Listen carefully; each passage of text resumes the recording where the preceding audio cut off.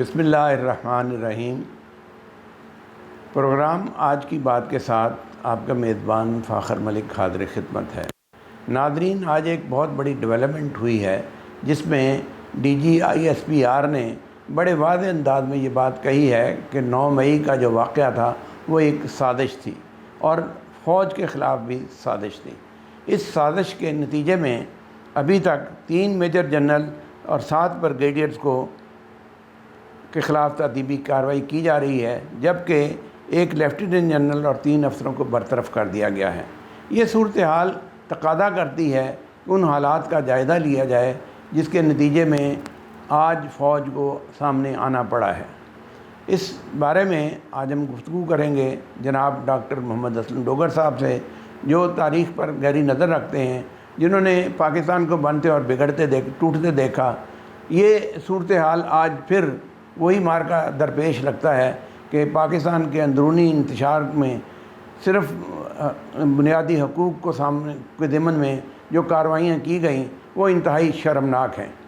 جناب اسلم ڈوگر صاحب۔ جناب علی ملک صاحب، یہ آج کی جو پریس کانفرنس ہے یہ ایک بہت اہم پریس کانفرنس ہے، اور یہ اس ساری صورتحال کو سمجھنے میں یہ ہمیں بڑا ایک مدد دیتی ہے کہ یعنی جو 9 مئی کا واقعہ ہے، پہلے یہ ایک الزام تھا یا ایک جو بات کی جاتی تھی وہ یہ اس پہ لگایا جاتا تھا یہ سیولینز نے کیا ہے، یہ سیولینز کی طرف سے ہوا ہے۔ اس کے ساتھ ایک سوال جو ہے اعتزاز احسن صاحب نے دوسرے لوگوں نے کہا کہ یہ جو فوجی علاقے ہیں، یہ جو کینٹ کے علاقے ہیں، یہاں تو سیولین پر نہیں مار سکتا، سیولین تو داخل نہیں ہو سکتا، تو پھر یہ کیسے ہو گیا؟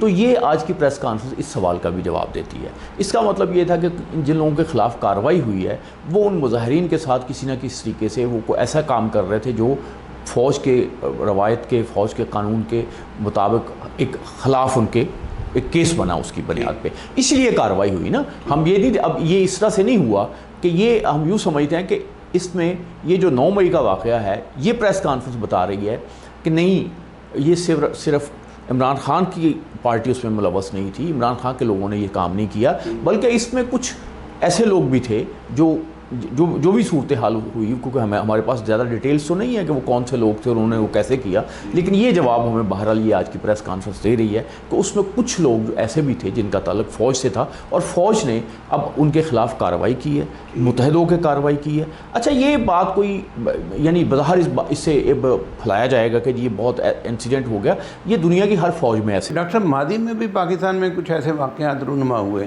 دیکھیں، یہ جو ہمارا یہ جو فیض صاحب جو ہیں جس سازش میں ہوئے، جنرل اکبر والی وہ سازش ہوئی، 51 کی سازش ہوئی، اس کے بعد بھی بہت سے جو لوگ ہیں وہ اس طرح کی سازشوں میں ہوئے، اور یہ پاکستان میں نہیں ہوا، یہ امریکہ میں بھی ہوتا ہے۔ امریکہ میں بھی لوگ اسرائیل کے ساتھ مل جاتے ہیں، کبھی کچھ ہو جاتا ہے۔ یہ ایک، میں اس کو بہت زیادہ کوئی نہیں سمجھتا، کوئی بہت غیر معمولی بات ہے۔ انڈین فوج میں ایسے بہت سے لوگ ہیں، جنرلز ہیں، دوسرے لوگ ہیں جن کے خلاف کارروائی ہوئی ہے، فوجی کورٹس میں کارروائی ہوئی ہے، تو لیکن وہ کچھ اور طرح سے کارروائی ہوتی ہے۔ یہ تھوڑا سا ایک ڈیفرنٹ معاملہ اس طرح سے ہے کہ یہ بظاہر ایسے لگ رہا تھا کہ جیسے کوئی جو گورنمنٹ ہے یا جو بھی اسٹیبلشمنٹ ہے اس کے خلاف کو بہت ایک معاملہ بنے گا، شاید کچھ لوگوں کی شاید خواہش ہو کہ یہ ترکی والی صورتحال بنے گی، تو ہم دیکھتے ہیں کہ ایسا نہیں ہوا۔ فوج نے اس پہ قابو ڈال لیا، فوج متحد ہے ان چیزوں کے بعد۔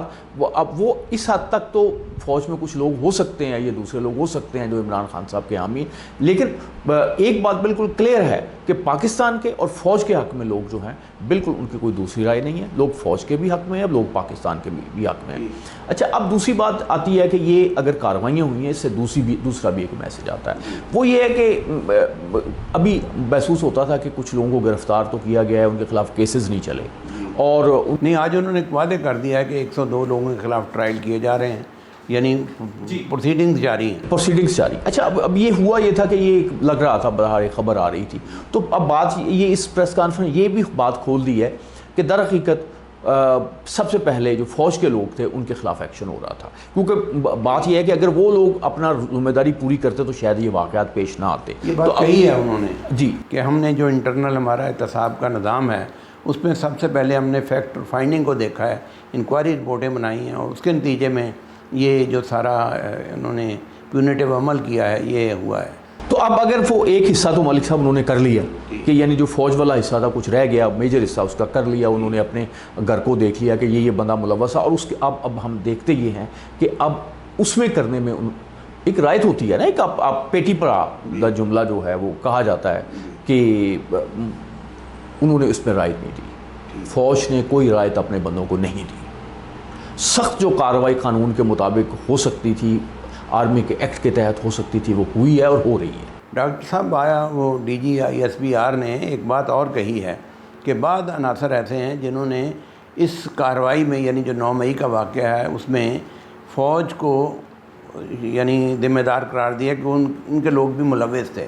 اس بات کو انہوں نے انتہائی شرمناک بات کہا ہے کہ یہ بہت ہی شرمناک بات ہے کہ فوج پہ ایسا کوئی الزام لگایا جائے، کیونکہ انہوں نے تو ریسٹرینٹ شو کیا ہے، انہوں نے اگریشن شو نہیں کیا.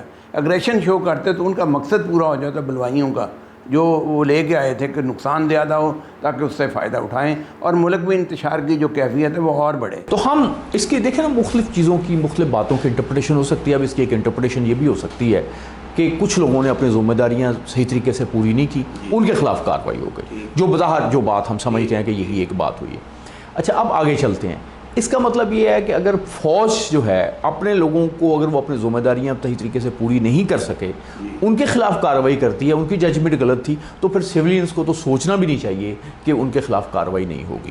کیونکہ یہ دنیا میں جو فوج کی روایات ہیں وہ یہی ہوتی ہیں کہ بھئی آپ نے ایک ڈسپلن قائم رکھنا ہوتا ہے، اور ڈسپلن ہوتا ہے خوف سے، ڈسپلن ہوتا ہے ایک ڈسپلن سے قائم، وہ رائت سے نہیں ہوتا، وہ سیاسی کام نہیں ہوتا. نہیں جیسے اسلام کہتا ہے اپنی ناک کے بدلے ناک اور کان کے بدلے ناک، اور یہ تصور جو، اور قتل کے مخالف قتل، یعنی کہ تو اس کا یہ مطلب ملک صاحب جو پنشمنٹ جیسے مسئلہ یہ نظر یہ آتا ہے کہ یہ دیکھیں لوگوں میں ایک مسئلہ ہوتا ہے کہ یعنی جماعت اسلامی والوں نے ظاہر پاکستان کا ساتھ دیا، ہم تو ان کے کرتے ہیں، لیکن جو بنگلہ دیشی پرائم منسٹر تھی انہوں نے ایک فیصلہ کیا کہ یہ جو لوگ ہیں جماعت اسلامی کا، عمر گزر گئی تھی، بوڑھے ہو گئے تھے، انہوں نے کہا نہیں ہم نے ان کے خلاف کارروائی کرنی ہے، ہمیں انہیں پھانسی پہ لٹکانا ہے، کیونکہ اس کے بغیر نا ہم اس چیز کو روک نہیں سکیں گے. وہ ان کا غلط تھا، ہم بھی اس کو تنقید کرتے ہیں، اس پہ کرتے ہیں. فوج جب اپنے آپ بطور ادارہ جو ہے وہ اپنے آپ کو قائم اس نے کرنا ہوتا ہے تو اس نے اپنی ایک ریٹ برقرار کرنی ہوتی. تو میں یہ سمجھتا ہوں آج کی پریس کانفرنس یہ بتا رہی ہے کہ عید کے بعد کوئی بہت بڑا کریک ڈاؤن ہونے والا ہے. بہت آپ جس چیز کا کوئی تصور بھی نہیں کر سکتا نا، جو ہمارے تصور سے بھی چیزیں باہر ہیں، میں سمجھتا ہوں کہ وہ ہونے جا رہی ہیں. تو کیونکہ وجہ یہ ہے کہ جو اب آپ دیکھیں نا یہ واقعہ ہوا، اس میں بھی لوگ کھل کے سامنے آ گئے. انہوں نے بجائے اس کے کھل کے مذمت کرنے کے وہ ایک چیزیں کرنی شروع کر دی کہ جی کوئی بھی مسئلہ ہے تو اس کو 9 مئی کا کر دیں جی فلاں ہے. تو ایک یہ میرا خیال ہے کہ یہ جو لوگ ہیں یہ بھی میرا ریڈار پہ ہیں کہ یہ کس طرح سے بیہیو کر رہے ہیں. یہ بھی میں سمجھتا ہوں کہ ان کے خلاف بھی ایکشن ہونے والا ہے. یہ کیا ہو رہا ہے، یہ کیسے ہوگا، اس کا فیصلہ تو تاریخ کرے گی. لیکن یہ کہ جو بظاہر ہمیں نظر آ رہا ہے کہ عید کے بعد بہت بڑی کارروائی جو ہے وہ میں سمجھتا ہوں ہونے. ڈاکٹر آج کی پریس کانفرنس میں انہوں نے یہ بھی کہا ہے کہ یہ منصوبہ ساز ہیں، ہم ان کو بے نقاب بھی کریں گے اور ان کو کیفر کردار تک پہنچائیں گے. بالکل ایک کلیئر کٹ میسج. نہیں مطلب یہ کہ آپ دیکھیں نا کہ یہ آپ جتنی آج آپ نے بتا رہے ہیں اور جنہوں نے وہ DGIS نے وہ ساری باتیں بتائی ہیں، عام لوگوں اتنے جو ہمارے بڑے بڑے لوگ ہیں، خبر نویس ہیں اور ان کے تعلق ہیں فوج میں بھی اور ہر جگہ پہ، انہیں نہیں پتا تھا کہ کیا ہو رہا ہے. یہ آج سب کے میرا خیال سب کے لیے ایک خبر ہے، اور اس خبر میں جو سب سے بڑی ایک وارننگ ہے جس کو مطلب میرا خیال سمجھنا چاہیے سب لوگوں کو کہ انہوں نے وارننگ دی ہے کہ بھائی ہم نے اپنے لوگوں کو نہیں چھوڑا جنہوں نے اپنے فرائض ذمہ داری سے ادا نہیں کی، تو ہم آپ لوگوں کو کیوں چھوڑیں گے؟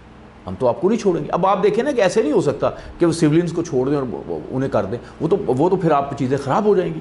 تو کوئی بھی صورتحال یعنی اکراس دا بورڈ آپ کے خیال؟ ہاں میرا خیال ہے کہ وہ کوئی رسک نہیں لیں گے.